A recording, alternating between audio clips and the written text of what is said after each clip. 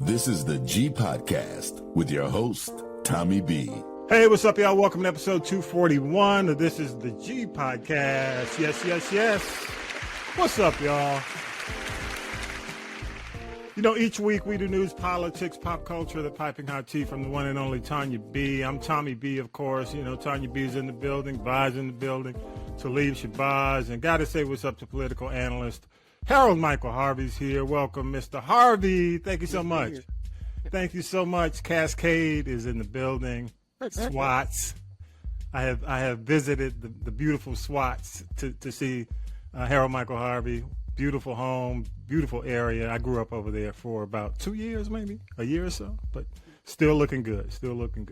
Before we get started, y'all, I got to say happy birthday, man, to the one and only Syracuse Mike. Mike Roberts celebrating a birthday. Y'all give him a hand, y'all. Just give him a hand. I'm gonna give him. Let me give him the official. Yeah. I mean, we couldn't do the show without Harold Michael Harvey. Oh yeah, I mean that's right. Harold Michael Harvey's birthday is coming up. What, in a week? 2 weeks? Wednesday. That's right. That's right. Okay. So Mike's birthday has already happened, or it happened as of our taping the day before. But I got to say, thank you to Mike, because in a lot of cases, I mean, in terms of giving us news every week, man, we couldn't do the show without him. And if you drive from Atlanta through Macon, if you have friends, tell them to turn their radio dial when they get close to Forsyth to Magic 100.1. 100.1 is the frequency. He owns that station, has owned it for years, and it's licensed to Forsyth, Georgia, classic soul hits. 60s, 70s, 80s, some 90s. He does a great job. And that's your hometown, Vi. So I do expect you to be calling your friends and fam and alumni and tell them to support Magic 100.1. But Mike does a great job, and we appreciate him. Got to say one more time, thank you, Mike. Years and years as V103 did his thing, I had the pleasure and the honor to work with him. So happy birthday, bro. Happy birthday. Oh, yeah. Hey, y'all, let's start with this. We lost another great one. Here we go. Cissy Houston, Whitney Houston's mom, has passed away at the age of 91. Cissy Houston was a respected gospel, R&B, and pop performer long before her daughter became a superstar. Houston kicked off her solo career with her debut album, Presenting Cissy Houston, in 1970. Before that, she sang backup for giants in the music industry, including Aretha Franklin, Chaka Khan, Elvis Presley, and even her niece, Dionne Warwick. The Grammy Award-winning singer died Monday morning at her New Jersey home while under hospice care for Alzheimer's. And before we go on, Tanya, you got a quick point on Cissy Houston? No, I think she was very unsung. And if you don't listen to any other song, Aretha Franklin, Ain't No Way, that soprano you hear in the background, is Cissy Houston. So just to give you an idea of her range. Good stuff. Yeah, she did it with the greats. So rest in power, Whitney Houston. And as of our taping, y'all, we're like 24 days away from Election Day, and we're dealing with hurricanes. Here we go. Another hurricane is set to hit Florida, either late Wednesday or early Thursday. Hurricane Milton became a significant Cat 5 storm earlier Monday with top winds clocked at 180 miles per hour. It may weaken before making landfall on Florida's Gulf Coast, but Governor Ron DeSantis is telling residents to prepare for the worst. We can hope and pray that it does weaken, but as of right now, this is a ferocious hurricane. Evacuation orders have been issued.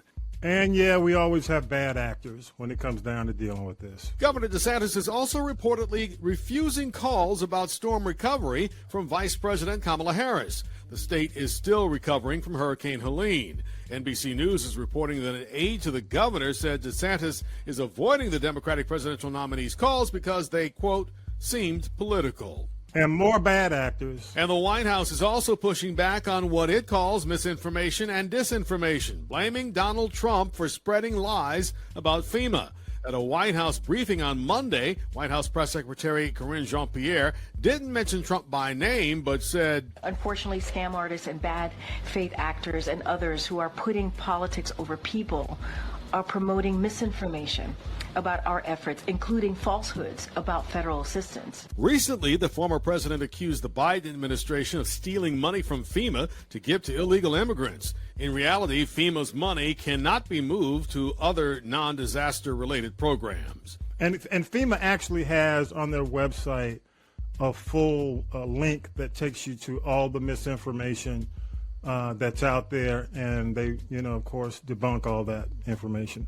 Hey, for all our folks in Tampa, it wasn't as bad as they thought it would be, and let's go to the clip. Hurricane Milton made landfall Wednesday night as a Category 3 storm not far from Sarasota. The death toll from Milton is at least 11. The storm caused extensive damage across the state. More than 3 million homes and businesses were still without power last night.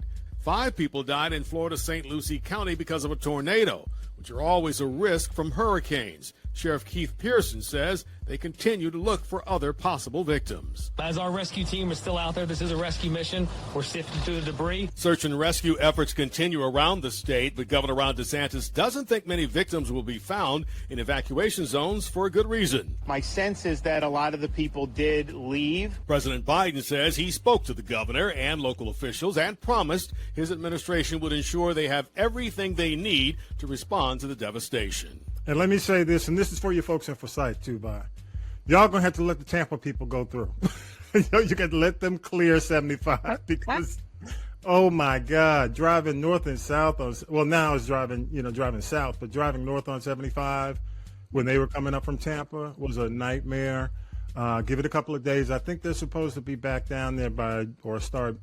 Some have already started, but I think by Tuesday is when they're going to start. So anybody who's on 75 going south, especially like from Atlanta, and north to some extent, but more so this time going south. Yeah. It's going to be what was coming north.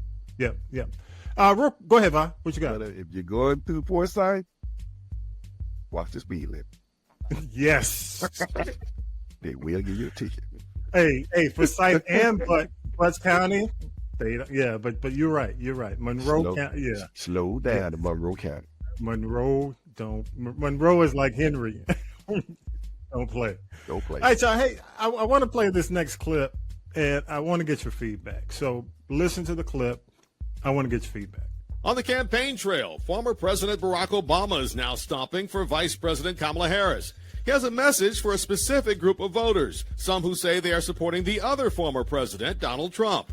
Those voters, young black men. So now you're thinking about sitting out or even supporting somebody who has a history of denigrating you because you think that's a sign of strength, because that's what being a man is, putting women down. That's not acceptable. To those who have an issue with voting for a woman, Obama said, when we get in trouble and the system isn't working for us, they're the ones out there marching and protesting. Hey, I want to go to you, Talib. I want to go to you because you work in an industry when you do the music biz, you're in studio. A lot of men, a lot of brothers, you got a lot of young brothers are in studio with you, and older men as well. Is Obama doing the right thing at this moment with this message to black men? That's a great question, and I really wish I had a great answer for it. Black folks don't like to be scolded. We learned that with Bill Cosby. We learned, Barack has also been called the scolding chief. For some reason, his check is coming off a little bit condescending. And I don't know exactly why, but it's like, I understand his frustration. Yeah. He's like, yo, guys, come on. Like, okay, you don't like Kamala Harris, but you like this guy? Yeah. You know what I mean? Like, this guy, you really think that how else am I supposed to say? This guy here has shown, he's already given you 4 years, and he's shown you what he's about, and you're still going to choose him over her? Yeah. You know, good point. It also brings me to, the fact that Kamala Harris, for whatever reason, she started off as the candidate who was, clearly not the same. She was the change candidate. Right. But she's doing everything ass backwards right now, as far as the campaign is concerned, in my opinion. Okay, I'm gonna stop you. I'm gonna stop you there, because I'm gonna come back to it when you do your prediction. Okay. But Yeah. I want to get Vi's thought on the comment. Okay. But I want to come back. Hold that for I'm not your finished. prediction. Yeah, I know. Because you're starting to go your prediction. Go ahead, country commentator. Go ahead, man. His tone might not be right, but his message is. And my problem, most of the people who saying that they should let it go, why? Why should he let it go? Even though the majority, what the white people are saying, y'all get majority of the black votes anyway. That's the problem. Every vote counts. The little black men y'all taking, we don't want y'all to have that neither. Every vote counts. So the tone might be wrong, but the message is right. Like Talib said, you not like Kamala, you might like the black woman, but you're going to vote for him? I'm going to stop you there, and I'm going to go to Tanya B. All I can say is one thing. I get, like I said, I agree with Talib. Black men don't like to be scolded. Number one. Number two, the delivery was maybe a little too curt for some people to be able to process it. But number three, if every dude whose girlfriend, baby mama, or whoever benefited from reproductive rights need to go vote for Kamala Harris, because otherwise we're going to have a whole lot more babies to take care of, and that's it, and that's all. Okay, cool. Harold Michael Harvey, let me end it with you, and then we'll come back to myself. Go ahead. Well, I think it was a necessary message. It's a discussion that we have to have, and that shouldn't be the only one. I mean, we need to talk this out, and as my understanding was, it was a private discussion someone taped and aired on social media, and so he was being frank, talking to the brothers. I think it's a conversation that we need to have with ourselves. Not only with Barack Obama, but with other black men leaders in the country. And after this election is over, we can't stop having it. And one of the reasons that it looks like he's off tone is because nobody's really understanding what black men are saying who are not on the Democratic bandwagon. What they're saying is that you're not presenting any policy or program that benefits my life. In fact, you're not even listening to me. You don't know what my issues are. You don't know what will contribute to me as a black man having a successful life in America in the 21st century. That's a very good point. I want you to hold it there. Harold Michael Harvey, put a bookmark in that, because when we do predictions, I want you to go a little further into that, okay? Okay. I'm just going to say this. I recall back in Chicago when there were some issues. I think there was a murder in Chicago, and Obama had just become president, and he was in a gym, and he was basically talking about the situation, and then he started scolding the black men and started saying, "Hey, well, pull your pants up." And and he was trying to make it motivational, but it was coming off as, I think the best word that Talib used was condescending, and to some extent professorial. Like you're preaching and you're demanding, and it's almost like that teacher in school that pisses you off, and sometimes he comes across that way. I do agree with the panel. It is a message that needs to be heard, but I think black men will gravitate more toward what Magic said than what Obama said. They'll respect Magic and maybe some of the guys from the NBA if they come in, because, and I'll say this and I want to move on as well. People look at Obama and they say, well, he didn't grow up like me. He grew up in paradise. He grew up in Hawaii, Indonesia, with a white mom, white grandparents, and he went to Harvard. What you got to tell me, you didn't live my life. And that's wrong to some extent, because when he was living in Chicago and on the campaign trail. And what do you call it? He was not a social activist. What was he? Community organizer. I think he learned as a community organizer. Okay, so I'm gonna leave it at that. We'll come back to the end, but I think you're all correct. But I think he has to take all that into account and just trust that people will just go along. Because there's some black, especially when, coming up, VP Harris is going to be on the Breakfast Club this week. So everybody's waiting to see what foolishness is going to go down there. All right, let's go ahead. We'll move. We want to move to the new book, Harold Michael Harvey. And I'll come back to you, Tanya B. I saw your hand. Harold Michael Harvey, first, tell us the title of the new book, man. I'm glad you're here. And I want people to know because I spent 15 years in Macon, Georgia. So a lot of what you're talking about, I want to hear. I want to read. And we do have some, we definitely have folks, who I know, some friends and coworkers and stuff like that who are in that area. Tell them about the book, Fantasy 5. Fantasy 5 is the title. The subtitle is An Unimaginable History, the election of the first black city council members in Macon, Georgia. And it is about the first 5 that was elected in 1975. So we're coming up on the 50th anniversary of this historic event. And so I traced the history of black people in Macon going back to 1823 when the city was founded, December the 8th, 1823. And I take it all the way through the enslavement period, the Reconstruction period, bring it through the Roaring 20s and up to 1975 or 1975. This group was sworn in on December the 9th, 1975. The campaign season was in the summer of 1975. And I'm going to stop you there because I do have to ask you, is the 50th anniversary the inspiration for you writing this, or was it something you were already working on and you said it's time?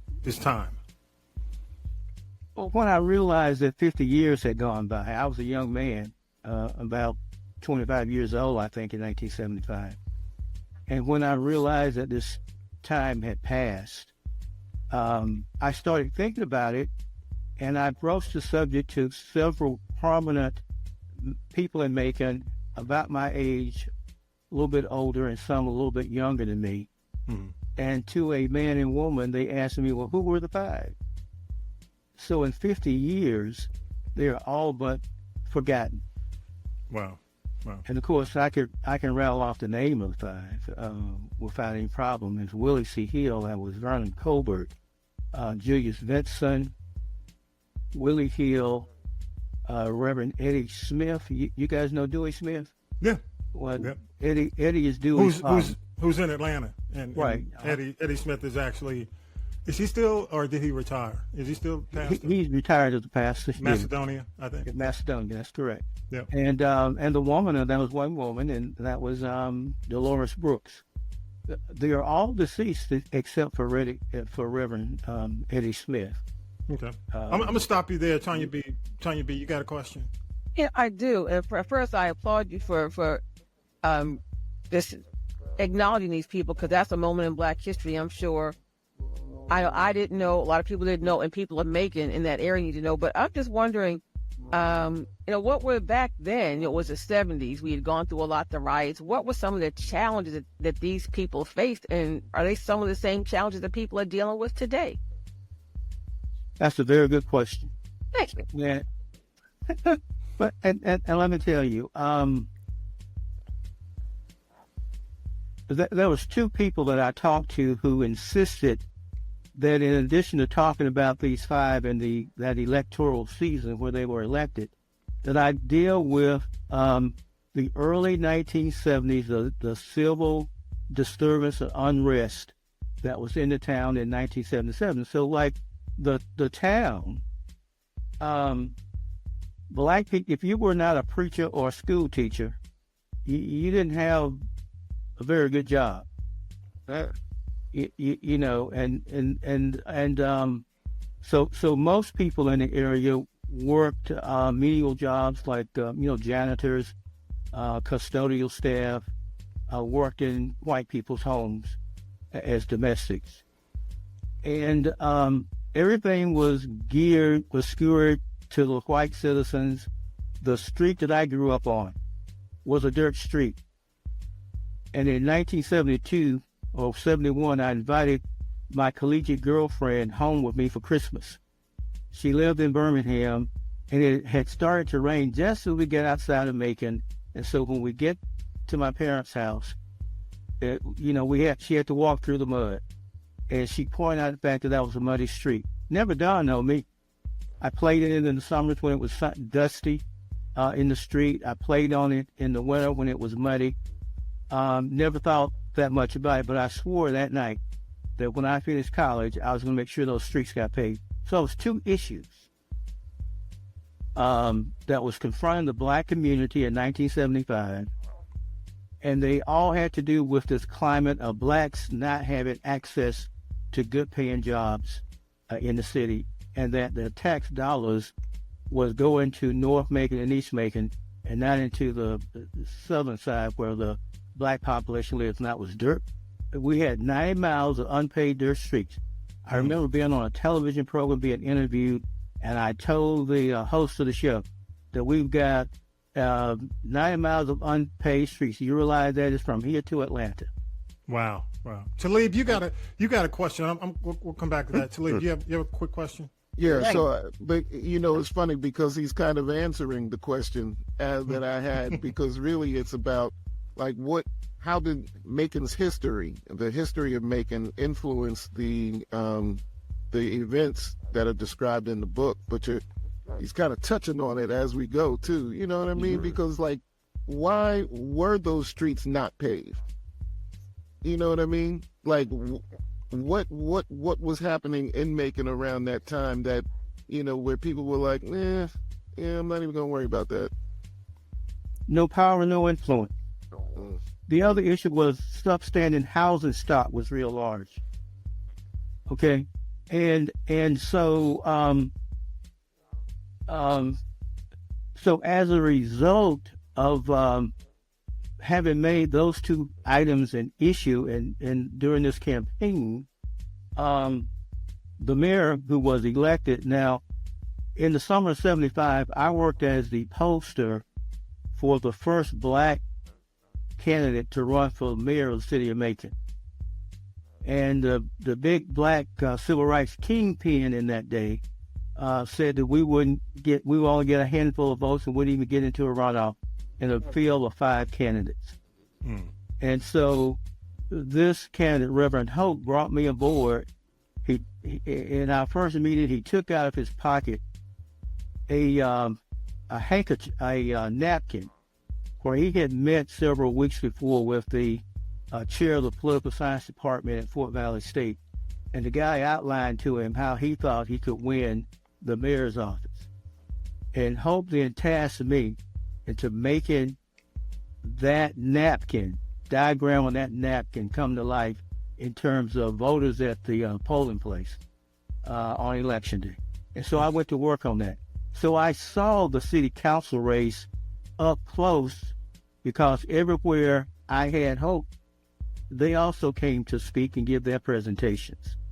And then the following year, when they were elected, I went back to my job as a newspaper reporter. And so for the paper I worked for, I covered City Hall. And so I had this firsthand look at them coming into that job and the interaction with their white council members. And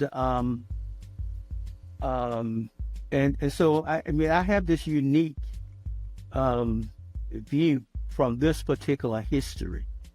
Now, fast forward, probably a question you might in terms of, I think it was in Tanya B's question. And so I took, during my process of researching the story, I took a view.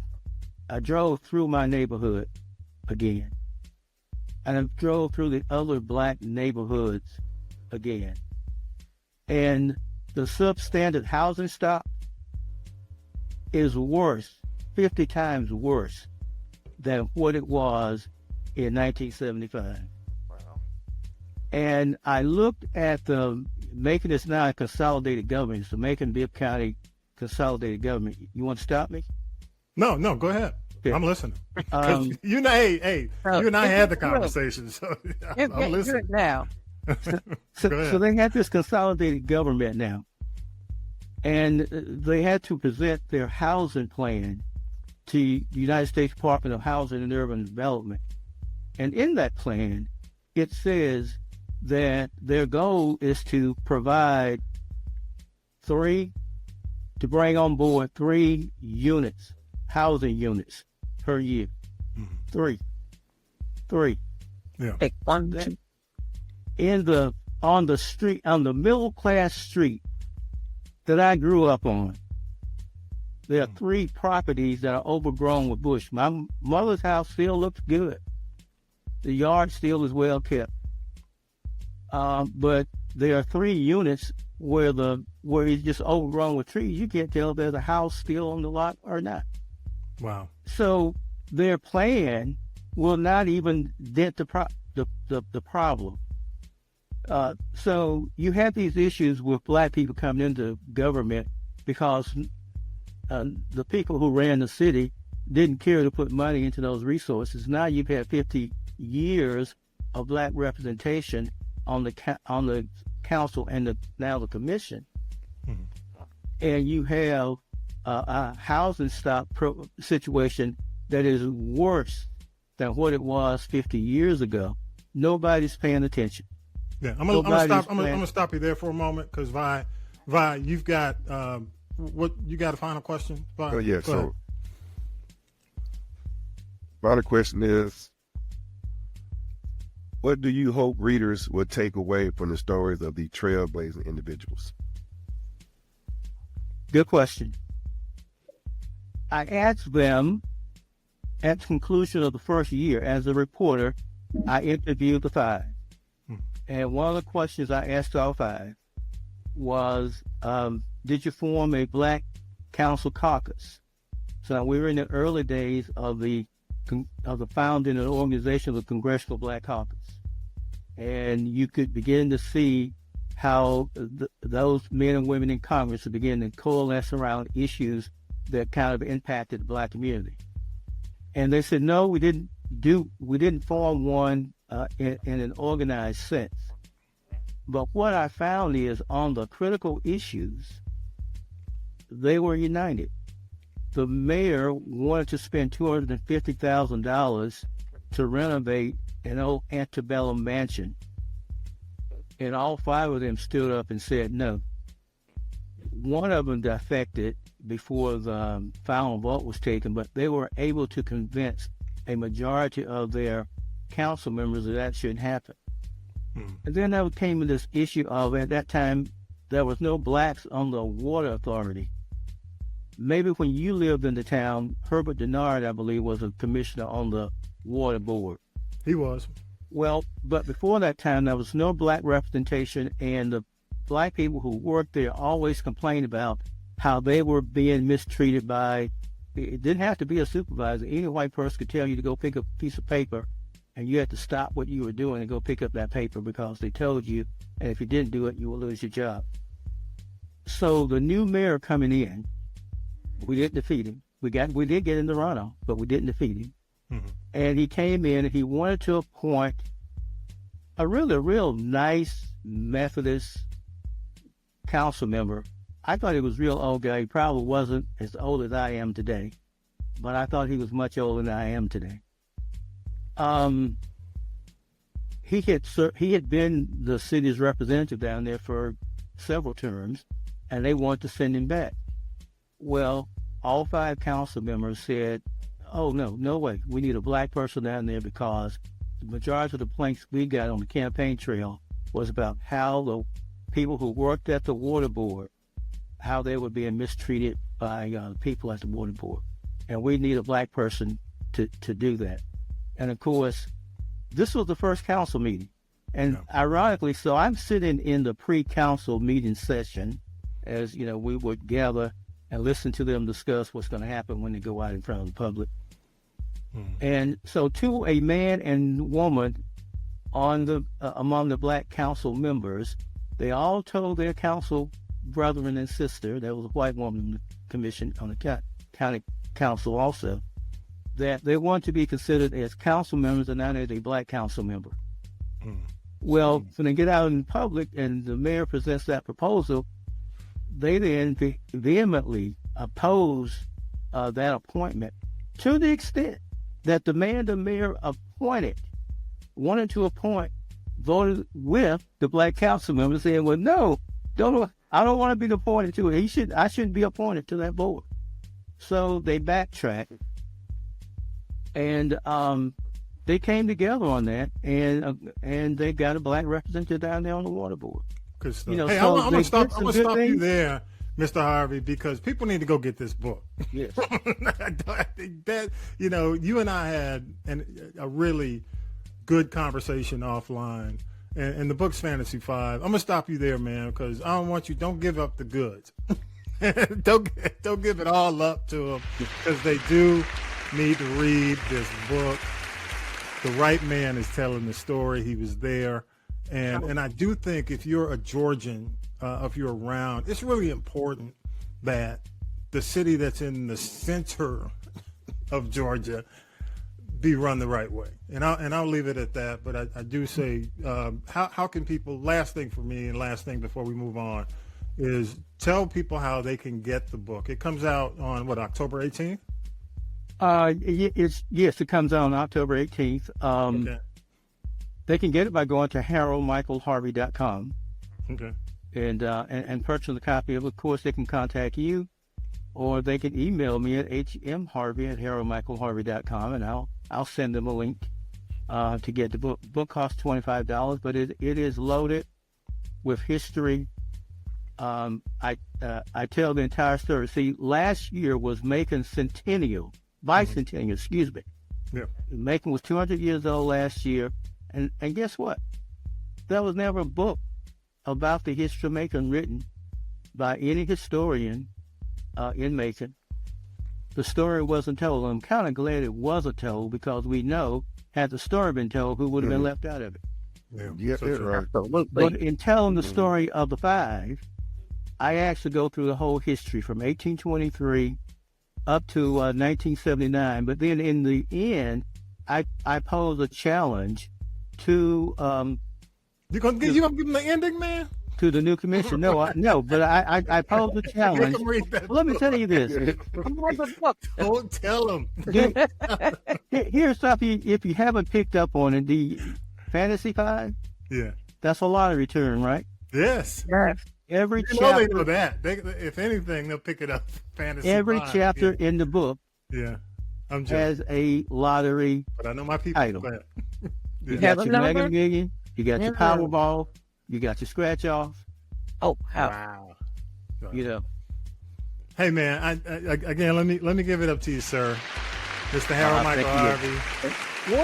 Hey, Mr. Harvey, don't be out there giving out the ending though. I won't. You got to read it.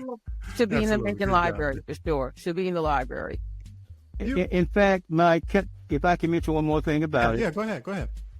The Middle Georgia Regional African American Committee that meets monthly at the library in Macon, the Middle Georgia Regional Library on Washington Avenue, will host me in a discussion of the book on November the 20th from 4 o'clock to 5 or 6. And so I know they actually have all of my books in my hometown library. It's ironic that about 11 or 12 years old, my mom took me to the library because I wanted to check out this book on Willie Mays. I love baseball then. I love it now. Mm-hmm. And they refused to give me a book. They told me I could go over to the Booker T. Washington Center, where they had a mini library for the colors, and get the book. But what they did is they actually sent over there, got the book, and I walked in and they gave me the book and I had to take it back, of course, when I finished reading it. Hey, I'm gonna leave it there. Okay. Definitely, people get the book. I'll make sure the information's on the website, on our website, as well as on the podcast page. Because if I let Mr. Harvey go on, he's gonna give y'all the audio version of the book, and I'm trying to help it. I'm trying to help it. That could be a documentary. And a documentary too. Yeah, we need that. Yeah, definitely. Yeah. Hey, y'all, before Mr. Harvey, can you stay around? I will. Okay, here's the deal. And I want, we're 24 days out, and this is a different show because we've got political analyst Harold Michael Harvey on the show. I want to go around to everybody and ask, 24 days out, based on everything, because, we're still in October. I don't know if we're going to have an October surprise, but I'm wondering, and I'll start with you. I'm going to start with you, Vi. You'll be the first one to go. What's your prediction for this race, Harris? I'm predicting Kamala, because I think majority of the people in the United States are just tired of this mess that we infighting, this name calling, this violence, the president, the race. I think majority of America want the country to be normal. And right now, this is not normal. I'm going back to like we're trying to actually go back to the 1960s. 50s. And I don't think America really wants that. That's why that's my rate for. I think there's more people like me than like Mac. Okay, all right. I'm gonna go to you, Tanya B. I'll be short and sweet. I think I'm like Kamala. Look, everybody in the 5,000 Black Baptist churches of Atlanta need to go lay on the altar. I think it's going to be a little close in certain states, but I'm predicting the victory of Kamala, and can't say it enough. It's one thing to register, it's something else to actually show up and vote. And we've got to go and show up. It gets more critical than ever every 4 years. So that's something that concerns me. But Kamala. Okay. All right, Talib Shabazz, I'm leaving you room. I'm leaving you some room there. Go ahead. My prediction really is, I don't know right now. I know what I'm going to do, and I know who I'm talking to, and I know that, based on the people that I'm talking to, what they're going to do. But this race is a little too much, is a little too close to call. I don't want to be disappointed, but I know that I will be disappointed regardless of what the outcome is. Because I just don't feel like, I still don't feel that the people who really need the support are going to get the support, regardless of who wins. And, we still need to revive that people's campaign, like Martin was talking about, you know what I mean? Poor people's campaign. This is like, I just don't understand. Okay. I'm going to go to you, Harold Michael Harvey. I'm sort of like to leave. I really don't know. But I tell you this. And it's just a prediction. We're not talking I about. know. Well, let me share this with you. Yeah, you know where I live, right? Yeah. Well, yesterday I discovered a Trump sign in my subdivision. And that's 100% black. No, it's not. Oh, it's not? Oh, okay. About Who else is in there? We have two white families, and one of them has a Trump sign in front of the yard. And so that's good. Middle class. Well, that's kind of a sigh of relief, but good. Yeah, it's like I'm saying, that's a sigh of relief. I thought it was a black person. It's a sigh of relief. It's a white man. Well, that just goes. But when you look at, that's not your typical mega person. Yeah. All right. But they felt strong enough they would put a mega sign out in a black subdivision. Yeah. Right. So it's going to be very, very close when That's you bold, really look at it. If you think about it. Did they just move in? They have no fear. They've been there for 2 years. Yeah, I mean, see, they've only been there 2 years. I mean, because as you recall, I mean, that area back in the day, before integration, most of those houses, those areas were white areas, and there are a few people who have been there forever. But to have moved in for 2 years, I can see it to an extent. Got you. You got anything else on that?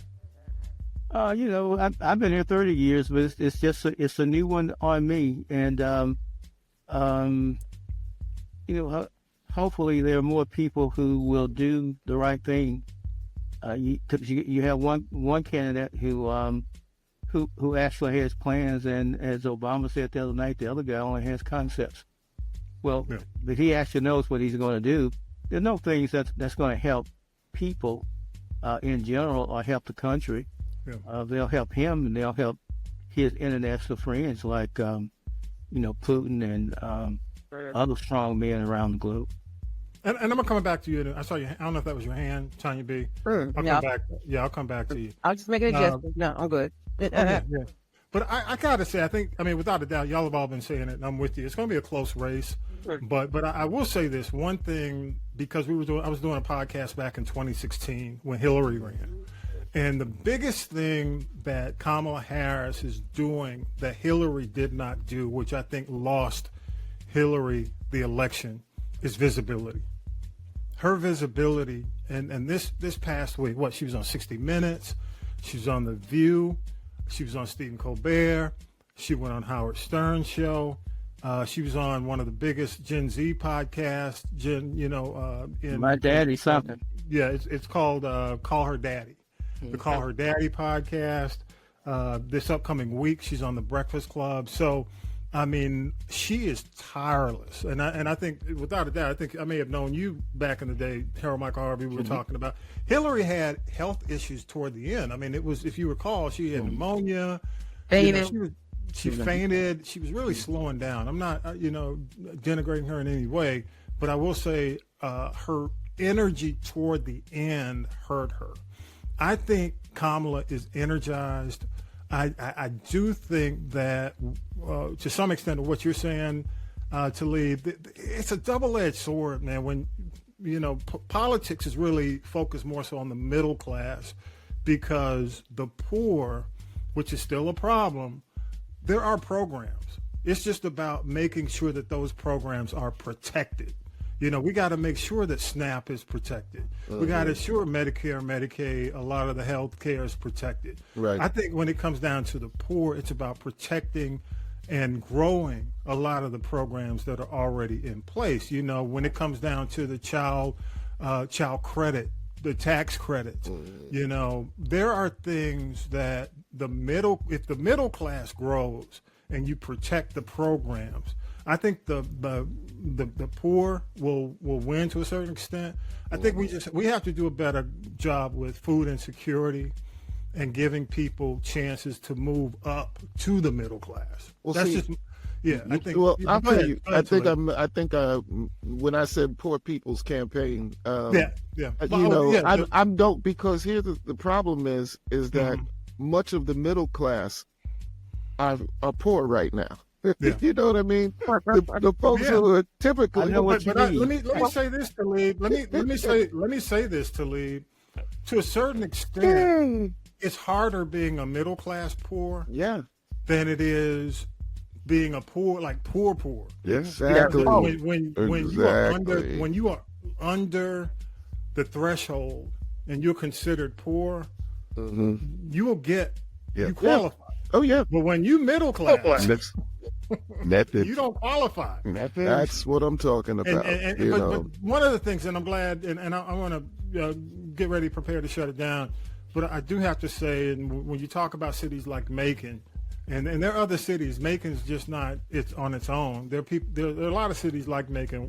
What I learned more is that the have or have not mentality hurts us, because that transcends color. There are black people who don't give about what you're talking about. Nobody. Right. But they're our own people won't work on behalf of making sure. It's like, what is it? When the picture with the hand being held down, pulling your brother up. You know, I am my brother's keeper. No, we're not. There are a lot of black folks when they get middle and upper. Oh, F you. Yes. You get it the same way I got it. Yes. You know, they don't look at circumstances. They don't care. So I think in a lot of cases, not only do we, you know, it's not about being in a situation where we suffer, where the poor suffer just out of natural circumstances. It's also a situation of have and have nots. And a lot of people just won't help because it's just out of, you do it the way I got it, and I'm not going to help you. Yeah. But, you know, so, I mean, and, you know, then we got the old argument, you know, all skin folk ain't kinfolk. Absolutely. That's exactly it. I think that what I would like to see from this point going forward is for us not to get caught up on a who's black and who's not black. If you got melanin, you're part of the crew. You know what I mean? Because but you know what? Can I say this to lead to you? Yes. Hasn't it? When we were going through Jim Crow, it was that way. Right. Why had to change? What changed? What was the drop? You know why? Because people were, you know, people that Jim Crow, those people showed us that Jim Crow, the organization that Jim Crow was able to muster, was only due to Jim Crow. You still have people with a messed up mentality, you know, and I know I'm not going to, you know, of course, I give it to you. I know that I'm in a field somewhere smelling flowers for the most part. You know what I mean? I like to live in this idealistic type of world where I would want people to, you know, to coalesce around the commonalities instead of focusing on the differences. What the only thing that I really want to bring out of this with the people that I talk to is like, look, you know what it's like. We've dealt with people who don't have melanin in office. We know what that is about. Why not take a chance on a melanated person? And in 4 years, if you don't like them, get rid of them. You know, that's the whole thing. We need to. I just need more. I just need better from our folks, man. I'm gonna say one more thing related to what you said, and I want people to think about what's going on. The other thing, these endorsements, I've never seen the kind of endorsements for Harris the way I'm seeing it now. I mean,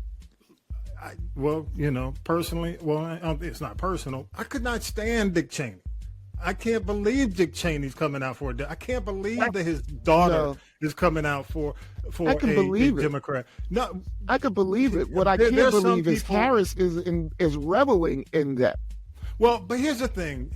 Talib. There's a saying: "The enemy of my enemy is my friend." And in the campaign phase, the enemy of my enemy is my friend. So if she can pick up her enemy to get through, because candidly, and I'm going to let you close it out, Harold Michael Harvey. If you need to come back on what I'm about to say, Talib, jump in. But I will say this: a lot of Republicans who feel they're doing this now simply want to get rid of Trump, right? So that they can grab control of the party again and go back in if Kamala Harris wins and push to make her a one-term president. Okay, because as soon as they get her back in, trust me, they going back to the Republican Party. Right. Oh, yeah, no doubt. And their goal is to get her in there, make her a one-term president and have someone who they can embrace running and control running against her for the second term. That's right. That's what I see. I don't see this as what is it? We are the world. Right. Well, but they even said we are the world. Hey, but they even said that. I know what's going on. I can see the strategy. Yeah. But they even said it. They said, "I'm still a Republican." Yes. And we don't give her everything she got. They just said we don't give her anything he got to say. Yeah. And you know what? I'm gonna say this. I'm gonna throw it back to you, Harold Michael Harvey. I want you to get the last word on this. I mean, you know, when it comes down to it, compared to Trump, what's the guy who was Maryland? Larry Hogan. What was his name? Yeah, Hogan. Hogan out of Maryland is not a bad candidate. He's a fairly good candidate. You know what I'm saying? If it came down to somebody, a bad Democratic candidate, and we didn't have a choice, I would much rather have a Republican like Hogan versus who's preparing I'm to not run going to name call. I promised myself, but that guy, I'd rather have that guy, because Hogan did a fairly good job in Maryland, and people respected him. He understood the demographics of the area. He's running for Senate right now against a black woman. I don't know how that's going to pan out. But if we can just get back to Republicans who exist like that and not this MAGA. This MAGA stuff is just, it really and truly is scary. It is. Yeah. I'll go to you, Harold Michael Harvey, for the last word. Well, on voting? No, just on anything, just in general. Okay, I'll be quick. We're closing this out. I want to do voting. I want to do a tribute. On voting, early voting in Georgia starts on Tuesday. I would encourage everybody to go out and early vote because you never know what will happen on November the 5th. We might be under another hurricane, another storm, and you won't be able to vote. So if you can early vote, go out and early vote. I'm going to vote Tuesday. The last thing I'd like to say is that we started the program off with transitioning of Sissy Houston. Mm-hmm. And yesterday we learned of the transition of Judge Thelma Wyatt Cummings Moore, who was the first black Superior Court judge, I believe, in the Fulton County circuit. And she passed. She was quite a jurist. She was an activist jurist. Cases I had in front of her, she would actually try to figure out what was best for the people involved. Okay, it wasn't just so much I want to punish you, or if it was a divorce, it wasn't just I'm going to make this parent give this. She really tried to figure out what was in the best interest of everybody involved. She just had good character, was a good human being, and I will miss her. Okay, good deal. Condolences to the family of Judge Thelma Wyatt Cummings Moore. Definitely. Rest in power. Again, I want to say thank you again to Harold Michael Harvey. Thank you, sir. Thank you for coming in. Thank you for having me. Fantasy 5 is the book. Tanya B., thank you so much for jumping on again. Country commentator, man, as always. We got to do this. Hey, the sports show is coming up soon, so I'm not going to say anything else. I'll leave it at that. Talib Shabazz, man, thank you so much, bro. Yes, sir. Yes. Thank you, everybody, man. We love your thoughts. Go to Castropolis.net. Choose the people poll and love your thoughts on this episode. Leave us a message. I'll play back the best. Support the podcast, y'all. Go to Castropolis.net. We'll have all the information up real soon. You can subscribe. And also, one last thing, y'all. Those impacted by the biolab fire in Rockdale County, there is a shutdown biolab protest happening. And I think I've got, it's definitely on social media, our social media. The flyers there. It is a protest, peaceful protest, October 19th.